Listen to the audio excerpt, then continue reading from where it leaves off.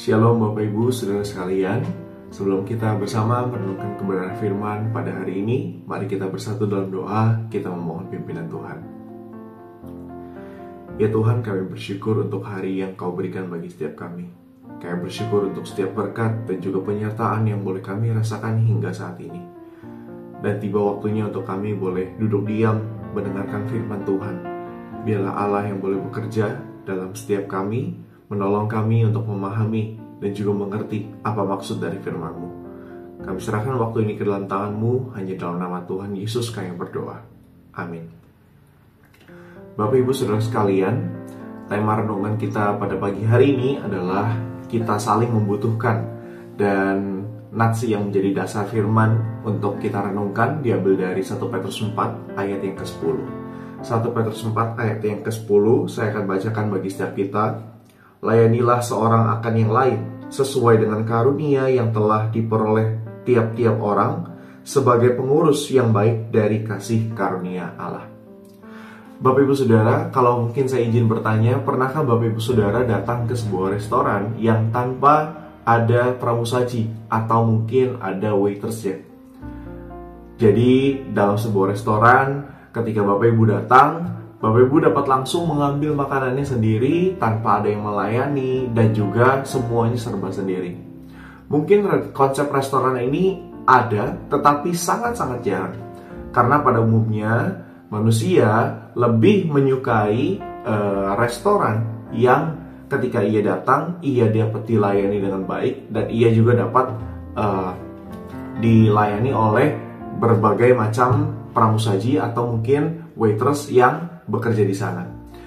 Bapak Ibu Saudara, saya melihat sesungguhnya hidup kita pun dalam konteks kehidupan orang percaya demikian. Ketika melihat bahwa kita manusia adalah makhluk sosial yang tidak dapat hidup sendiri, demikian juga ketika kita bicara dalam konteks kehidupan orang percaya, maka tidak ada satupun orang percaya yang dapat bertumbuh dengan sendirinya. Kita sebagai orang-orang percaya adalah orang-orang yang telah ditebus Tuhan. Dan Tuhan memanggil kita dengan jelas bahwa setiap kita perlu saling membangun satu dengan yang lain sebagai satu tubuh Kristus, di mana Kristus adalah sang kepala gerejanya. Pada surat 1 Petrus 4 yang kita baca barusan, ini merupakan sebuah nasihat yang Paulus berikan kepada jemaat dan juga menjadi sebuah nasihat bagi setiap kita manusia menjelang hari Tuhan, menjelang hari akhir di mana Tuhan datang kedua kalinya. Dan inilah panggilan menjadi orang Kristen yang hidup saling melayani.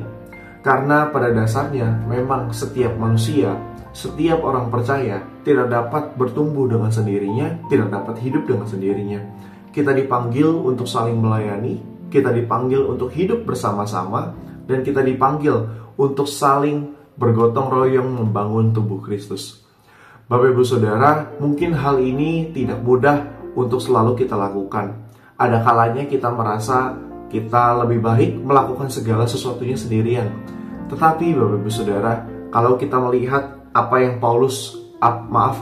Petrus katakan kepada setiap kita, bahwa setiap kita manusia diberikan karunia yang berbeda-beda oleh Tuhan. Dan oleh karunia itulah kita dipanggil untuk saling melengkapi dengan orang lain. Kita dipanggil untuk bekerja sama dengan karunia-karunia yang berbeda yang dimiliki oleh orang lain.